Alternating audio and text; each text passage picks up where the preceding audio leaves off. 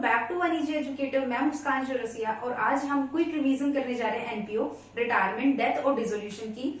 जितने भी टॉपिक्स आज हम कवर करेंगे वो सारे एग्जाम पॉइंट ऑफ व्यू से बहुत ज्यादा इंपॉर्टेंट है। साथ ही साथ मैं आपके साथ डिस्क्लोज करूंगी कुछ गलतियां जो मैक्सिमम टाइम स्टूडेंट्स करते हैं एग्जाम देते टाइम या टॉपिक को समझते टाइम, तो वो मैं आपके साथ शेयर करूंगी। साथ ही साथ मैं आपको सिखाऊंगी कि जर्नल एंट्रीज कैसे पास की जाती है। हम अकाउंट बनाना भी रिवाइज करेंगे, लेकिन आपको जर्नल एंट्रीज याद करने की जरूरत नहीं है। आप अकाउंट को ढंग से समझे तो आपको जर्नल एंट्रीज एक बार मैं आपको सिखाऊंगी, आपको समझ आ जाएगी।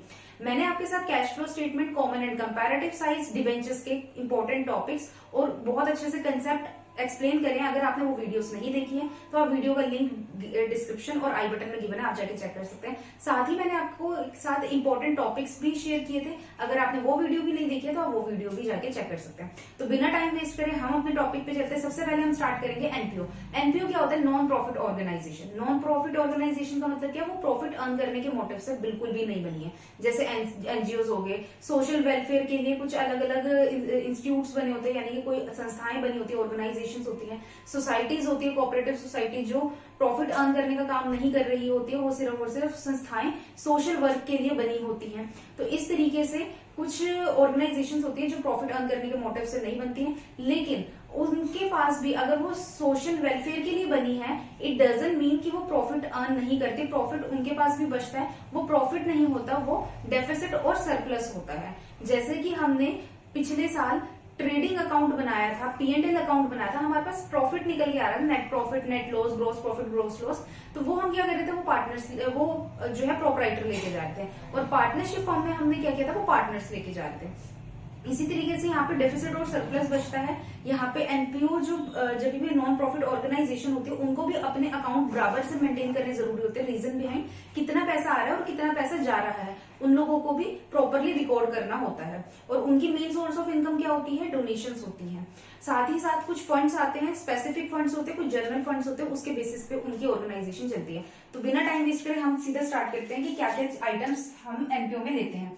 एनपीओ में सबसे पहले आता है receipts and payment account. Receipts and payment account actual में बिल्कुल कैश अकाउंट की तरह होता है। जैसे कि हम कैश अकाउंट बनाते हैं ना अपना, सेम वैसे ही होता है। और रिसिट्स एंड पेमेंट अकाउंट ऐसा नहीं है कि एनपीओ है मतलब नॉन प्रॉफिट ऑर्गेनाइजेशन है तो उनको कैश अकाउंट बनाने की जरूरत नहीं। उनके पास भी कैश अकाउंट बनता है, उसके बाद वो लोग रिसिट्स एंड पेमेंट अकाउंट बनाते हैं। समटाइम्स वो कैश अकाउंट ना बना के डायरेक्टली बना लेते हैं। तो रिसिट्स एंड पेमेंट अकाउंट जो होता है उसमें रिसिट्स आती है क्रेडिट साइड, रिसिट्स आती है क्रेडिट साइड, और पेमेंट्स आती है डेबिट साइड। और इसमें यहाँ पे बैलेंस ब्रोक डाउन होता है पहले, बाय बैलेंस ब्रोक डाउन से ये बैलेंस स्टार्ट होता है और यहाँ पे टू बैलेंस कैरी डाउन पे जाके खत्म हो जाता है। इस तरीके से ये हमारा रिसिट्स एंड पेमेंट अकाउंट बनता है।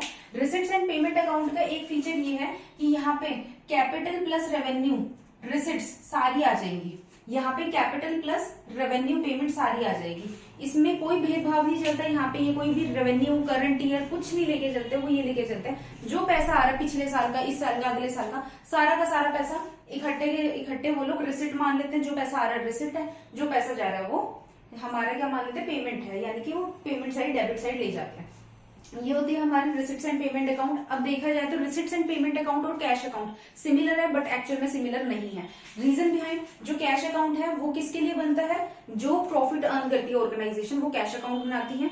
रिसिट्स एंड पेमेंट अकाउंट जो प्रॉफिट अर्न करती है वो ऑर्गेनाइजेशन कभी नहीं बनाएगी। जो ऑर्गेनाइजेशन सोशल वेलफेयर के लिए काम कर रही है वो हमेशा रिसिट्स एंड पेमेंट अकाउंट बनाएगी। और जो हमारा कैश अकाउंट होता है, कैश अकाउंट और जो रिसिट्स एंड पेमेंट अकाउंट का सिर्फ नेचर एक जैसा है, ये दोनों ही पैसों की एंट्रीज को लेके चलते हैं। नेक्स्ट आता है हमारा income and expenditure account. Income and expenditure account को समझने से पहले मैं आपको मेजर टॉपिक बताती हूँ जो मोस्ट इंपॉर्टेंट है, वो है सब्सक्रिप्शन का। एक बार आपको सब्सक्रिप्शन समझ में आ गया ना तो आपको रिसिट्स एंड पेमेंट अकाउंट के through income and expenditure account बनाना बहुत इजी हो जाएगा। ये मोस्ट इंपॉर्टेंट टॉपिक है, इसको ध्यान से समझना। सपोज 2019-20 का मेरा फाइनेंशियल ईयर है, ये मेरा फाइनेंशियल ईयर है, ये मेरा ओपनिंग आउटस्टैंडिंग है, ये मेरा क्लोजिंग आउटस्टैंडिंग है, ये मेरा ओपनिंग एडवांस है, ये मेरा क्लोजिंग एडवांस है। ठीक है, ये देख लिया। जो मेरा ओपनिंग एडवांस ओपनिंग आउटस्टैंडिंग होगा वो मेरा यानी कि 2018-19 का रहा होगा। 18-19 का 31 मार्च 2019 को मेरा ओपनिंग जो मेरा क्लोजिंग रहा होगा, क्लोजिंग बैलेंस रहा होगा, वही तो मेरा 1 अप्रैल 2019 को ओपनिंग रहा होगा, यही मान के चलते हैं।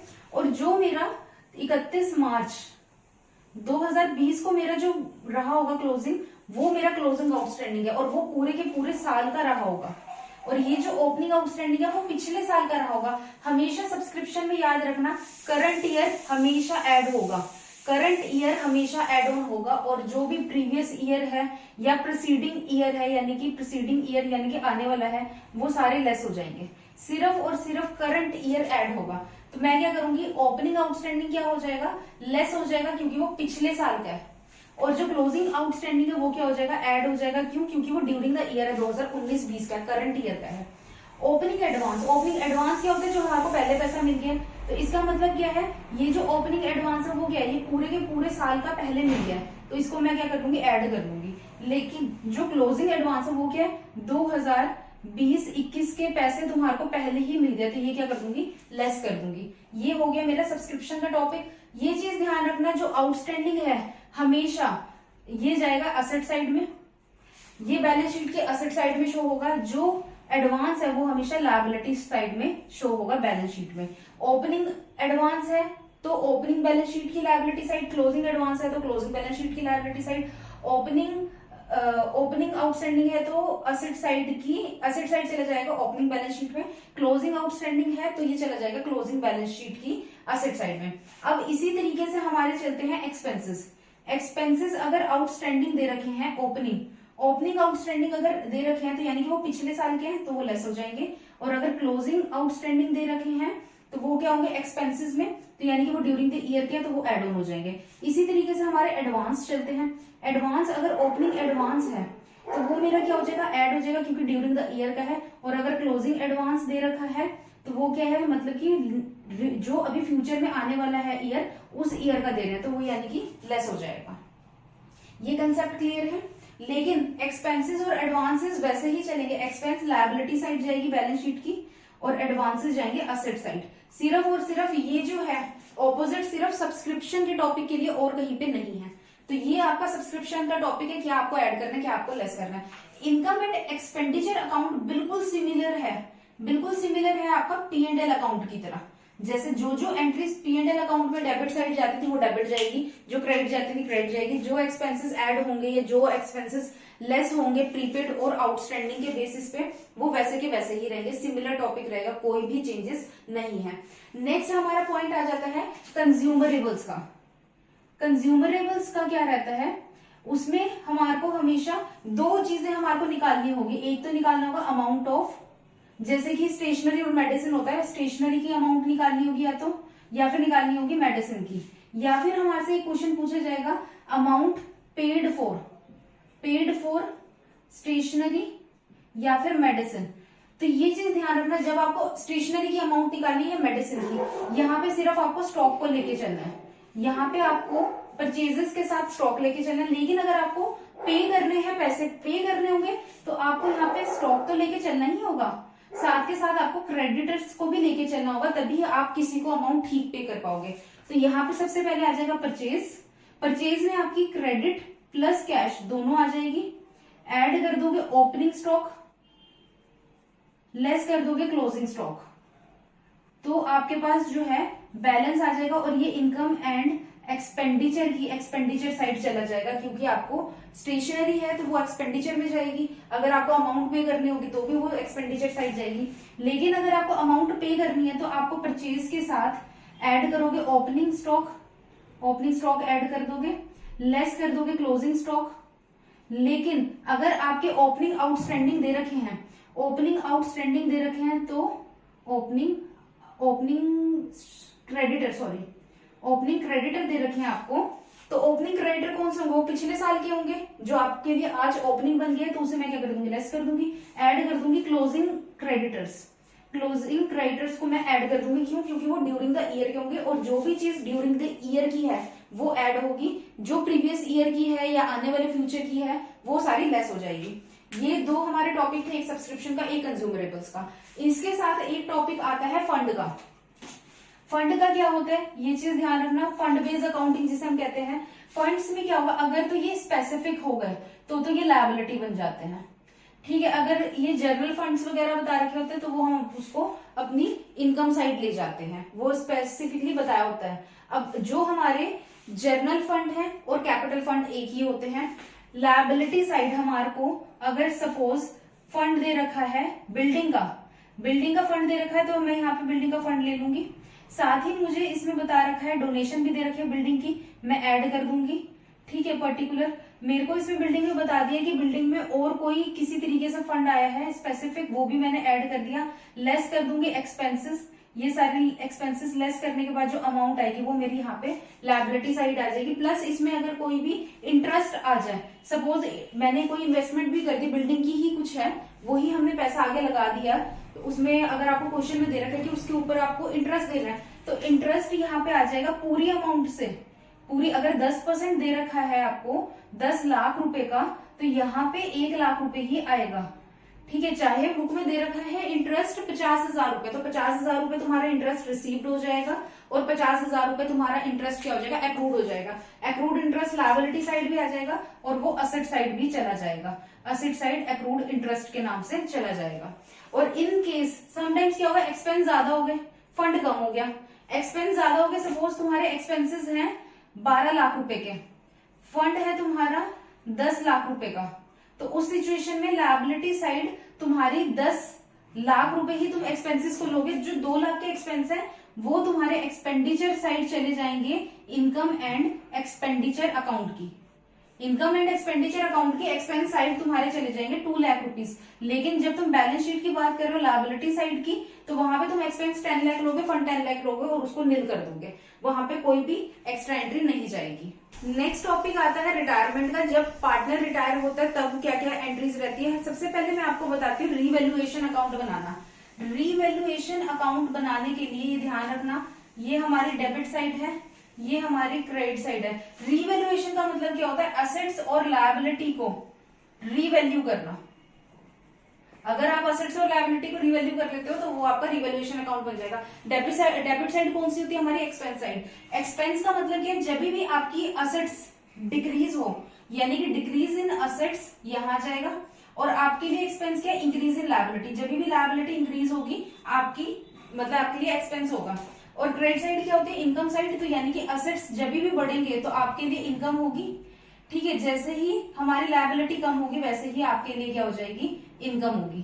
तो जब भी आपके असेट्स बढ़े और लायबिलिटी कम हो तो आप क्रेडिट साइड डाल दो आइटम, और जब भी आपके असेट्स कम हो और आपकी लायबिलिटी बढ़ जाए तो आप उसको डेबिट साइड ले जाओ। यहाँ पे बैलेंस आ जाएगा तो यहाँ पे प्रॉफिट बढ़ जाएगा, यहाँ पे बैलेंस आ जाएगा तो यहाँ पे लॉस बढ़ जाएगा। ये है आपका रीवैल्यूएशन अकाउंट। और आगे चल के आप सिमिलर ऐसे ही कैपिटल अकाउंट बना सकते हो। आपको ध्यान होगा आपने एडमिशन का जो कैपिटल अकाउंट किया था वो ही सेम है।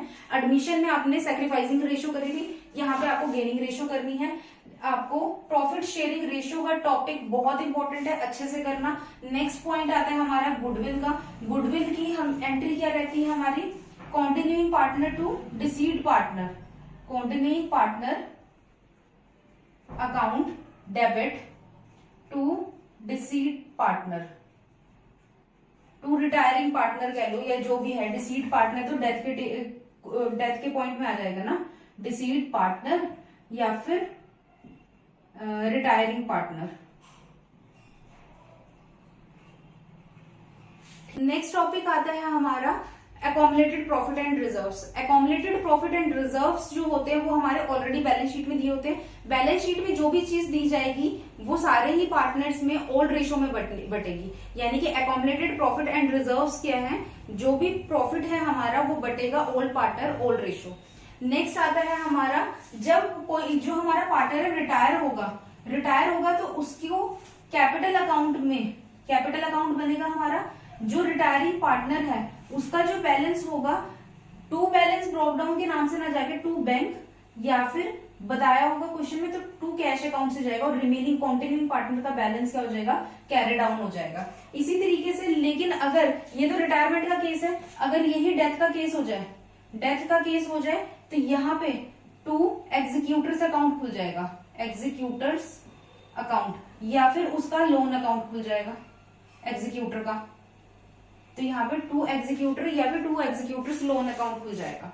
तो ये तो था हमारा टॉपिक, ये चीजें आप ध्यान रखना। बीच बीच में कुछ 2-4 टॉपिक्स एक्स्ट्रा जा रहे हैं, वो टॉपिक्स ध्यान रखना। आपको जर्नल बता दूं, इन दोनों टॉपिक्स में से, चाहे वो एनपीओ चाहे वो रिटायरमेंट डेथ है, उसमें से जो जर्नल्स आने के चांसेस कम है, लेकिन फिर भी अगर आते हैं तो ये ध्यान रखना, जो हमारा रिवैल्यूएशन अकाउंट है, आपको जर्नल कभी भी बनानी, ये हमारा रिवैल्यूएशन अकाउंट है। रिवैल्यूएशन अकाउंट की जर्नल क्या बनेगी, ये अकाउंट है, इसकी ये साइड क्या डेबिट साइड है, ये साइड है क्रेडिट साइड है। आपको जर्नल याद करने की जरूरत नहीं, ये जो साइड है यहाँ पे जितनी भी एंट्रीज होंगी वो सारी की सारी क्या हो जाएंगी, क्रेडिट हो जाएंगी, क्योंकि ये अकाउंट रिवैल्यूएशन अकाउंट है, तो रिवैल्यूएशन क्या हो जाएगा, डेबिट हो जाएगा। तो एंट्री क्या चली जाएगी, revaluation account debit to assets account to liabilities account. ठीक है, लेकिन अगर हमारे को इसकी बात करनी है, यहाँ पे रिवैल्यूएशन की साइड क्या हो रही है, क्रेडिट हो रही है, यानी कि रिवैल्यूएशन की ये कौन सी साइड है, क्रेडिट साइड है। तो यहाँ पे रिवैल्यूएशन क्या आ जाएगा, क्रेडिट साइड में आ जाएगा। ठीक है, टू रिवैल्यूएशन अकाउंट, और जितने भी असेट्स हैं वो क्या हो जाएंगे, डेबिट हो जाएंगे, जितनी भी लायबिलिटीज है वो क्या हो जाएगी, डेबिट हो जाएगी। इस तरीके से आप कोई भी अकाउंट हो, चाहे वो रिवैल्यूएशन हो, कैपिटल अकाउंट हो, चाहे वो रियलाइजेशन अकाउंट हो, इन सबकी जर्नल्स इसी तरीके से बनती है। इसमें कोई भी चेंज नहीं रहता। जो अकाउंट है, अकाउंट की अगर डेबिट साइड जा रही है तो अकाउंट क्या होगा, डेबिट होगा। रिमेनिंग जितने भी उस अकाउंट की डेबिट साइड में आइटम्स होंगे वो सारी क्रेडिट हो जाएंगी। और अगर क्रेडिट की बात करें तो रिवैल्यूएशन यानी कि कोई भी अकाउंट है वो क्रेडिट हो जाएगा, उसकी सारी आइटम्स क्या हो जाएंगी, डेबिट हो जाएंगी। इस तरीके से आप जर्नल से डाल सकते हो। लास्ट टॉपिक हमारा बचता है डिसोल्यूशन का। तो डिसोल्यूशन में हम लोग क्या बनाते हैं, रियलाइजेशन अकाउंट। रियलाइजेशन अकाउंट में आप ध्यान रखना क्या क्या चीजें किस तरीके से बनेगी। ये हमारा सपोज रियलाइजेशन अकाउंट है। सबसे पहले जितनी भी बैलेंस शीट में यहाँ पे असेट्स हैं, यहाँ पे सारी लायबिलिटीज है, सारी की सारी असेट्स को हम कहाँ लिखेंगे, डेबिट साइड, सारी की सारी लायबिलिटी को लिखेंगे हम क्रेडिट साइड। लेकिन यहाँ पे हमारे पास ना प्रोविजन होता है एक, जो कि होता है हमारा किस पे, डेटर्स पे। तो सिर्फ वो एक सिंगल आइटम है जो बाय प्रोविजन ऑन डेटर्स के नाम से यहाँ पे आ जाएगी। और यहाँ पे सारे के सारे टू असेट्स, सारे यहाँ पे असेट्स आ जाएंगे, यहाँ पे बाय लायबिलिटीज आ जाएगी। ये वाली जितने भी असेट्स हैं बाय बैंक के नाम से, या फिर अगर तो बैलेंस शीट में कैश अकाउंट दे रखा है तो कैश के नाम से, बैंक दे रखा है तो बैंक के नाम से, यहाँ पे सारी असेट्स रियलाइज हो जाएंगी। लेकिन सिर्फ तब जितनी एडजस्टमेंट्स में बोली होगी, एडजस्टमेंट में जितनी भी आपको असेट रियलाइज जिस अमाउंट में बोली गई है, सिर्फ वो एंट्रीज यहाँ पे पास होंगी। जितनी भी लायबिलिटीज हैं, चाहे वो लिखी हुई है आपके एडजस्टमेंट में तो ठीक है, नहीं लिखी है तो वो हम बाय डिफॉल्ट मान लेते हैं टू बैंक या फिर कैश के नाम से, वो सारी की सारी पे ऑफ हो जाएंगी, पे करनी पड़ेगी आपको, चाहे वो कोई भी हो। यहाँ पे लोन की बात की जाए तो लोन आउटसाइडर का आएगा, आउटसाइडर लोन यहाँ पे आ जाएगा। ठीक है जी, जो पार्टनर का लोन है वो अलग से लोन अकाउंट बनता है, पार्टनर्स लोन अकाउंट। ठीक है, वो यहाँ पे नहीं आएगा। और अगर आउटसाइडर लोन भी है तो लोन भी पे ऑफ किया जाएगा। एक आती है अनरिकॉर्डेड आइटम। अनरिकॉर्डेड आइटम अगर है, कोई भी असेट है या लायबिलिटी है और हम दे रहे हैं, असेट है सपोज, पे ऑफ कर रहे हैं उसके थ्रू हम क्रेडिटर्स, तो उसकी एंट्री नहीं जाएगी, नो एंट्री हो जाएगी। क्यों? क्योंकि वो पहले से जब रिकॉर्ड ही नहीं थी तो हम उसको कैसे दिखा सकते हैं कि हमने क्रेडिटर को पे करने के लिए वो असेट को हमने दे दिया, तो वो नो एंट्री का केस चला जाएगा। यहाँ पे कुछ चीजें जो प्रोविजन की तरह जाते हैं, जैसे कि by investment fluctuation fund. Investment fluctuation fund आपको प्रोविजन की तरह ट्रीट करना है और उसको आप पे ऑफ नहीं करोगे, उसको पे ऑफ नहीं करते, पे नहीं करते। नेक्स्ट आ जाती है हमारी एक एंट्री, जैसे कि workman compensation reserve. Workman compensation reserve मानो 1 लाख रुपए के हैं, उसकी लायबिलिटी है आपकी 20,000 रुपए की, आपने लायबिलिटी पे ऑफ कर दी, ये तो चला जाएगा आपका रियलाइजेशन अकाउंट में। रियलाइजेशन अकाउंट में यहाँ पे बैंक के नाम से, बैंक के नाम से यहाँ से आप क्या करोगे, उसे पे ऑफ कर दोगे। रिमेनिंग के 80,000 रुपए बचे हैं, आप दो पार्टनर हो A and B equal ratio में, तो 40-40 हजार रुपए आप क्या करोगे, बांट लोगे कैपिटल अकाउंट में। इस तरीके से आपकी वर्कमैन कंपनसेशन रिजर्व की चल जाएगी। एक आता है investment fluctuation reserve. Suppose investment आपकी 1 लाख रुपए की, फ्लक्चुएशन आ गया आपके पास, मार्केट प्राइस है, एक है मार्केट प्राइस, एक है आपके पास बुक प्राइस। मार्केट प्राइस हो रहा है 1 लाख रुपए, बुक प्राइस है आपका 1,20,000 रुपए। ठीक है जी, तो यहाँ पे आप मान के चलो आपके पास इन्वेस्टमेंट फ्लक्चुएशन रिजर्व है 50,000 रुपए के, तो दोनों के बीच में कितने का वेरिएशन आ रहा है, 20,000 रुपए का। तो जो 20,000 रुपए का वेरिएशन है ये रियलाइजेशन अकाउंट से चला जाएगा। रिमेनिंग के जो 30,000 रुपए हैं, 30,000 रुपए बढ़ जाएंगे पार्टनर्स में, पार्टनर्स कैपिटल अकाउंट में। ठीक है जी, ये चीज ध्यान रखना, इसमें भी बहुत गलतियां हो जाती है। एक तीसरी आइटम आ जाती है आपकी employee provident fund, PF account. ये चीज ध्यान रखना, इम्प्लॉई प्रोविडेंट फंड आपको पे ऑफ करना पड़ेगा। इम्प्लॉई प्रोविडेंट फंड यहाँ पे तो आएगा बाय लायबिलिटी रिलाइज, तो यहाँ पे आप बाय ईपीएफ लिखोगे और उसको यहाँ पे पे ऑफ करोगे टू बैंक के नाम से, टू बैंक के नाम से आप उसको क्या करोगे, पे करोगे। तो ईपीएफ जो है एम्प्लॉय प्रोविडेंट फंड पे ऑफ किया जाता है, तो पे ऑफ करेंगे और ये कभी भी पार्टनर्स में नहीं बटेगा। ये थी आपकी कुछ एंट्रीज, स्पेशल एंट्रीज जो बहुत ज्यादा मतलब जिसमें बहुत ज्यादा डाउट रहता है, गलतियां होने के चांसेस होते हैं, तो ये आप गलतियां ना करें, ध्यान से करना। कोई भी डाउट हो तो आप मेरे को इंस्टाग्राम या फेसबुक पे डीएम कर सकते हैं, नहीं तो आप वीडियो के नीचे कमेंट भी कर सकते हैं। इस अकाउंट के थ्रू आप जर्नल बना सकते हो, जैसे मैंने आपको रिवैल्यूएशन अकाउंट की जर्नल्स बताई है दालमी। ये सारी की सारी आइटम्स क्या हो जाएंगी, ये सारी की सारी आइटम क्रेडिट साइड चली जाएगी, रिवैल्यूएशन अकाउंट डेबिट साइड चला जाएगा। यहाँ पे रिवैल्यूएशन अकाउंट क्रेडिट साइड चला जाएगा और ये सारी आइटम्स क्या हो जाएंगी, डेबिट हो जाएंगी। तो अगर आपको ये वीडियो अच्छी लगी हो, आपको कुछ इसके थ्रू वर्थ मिला हो, तो मुझे कमेंट करके जरूर बताएं। आप सबका एग्जाम कैसा जाएगा वो भी आप जरूर बताएं। अगर आपको ये वीडियो अच्छी लगी तो आप इस वीडियो को लाइक, शेयर और कमेंट जरूर करें। And thanks for watching.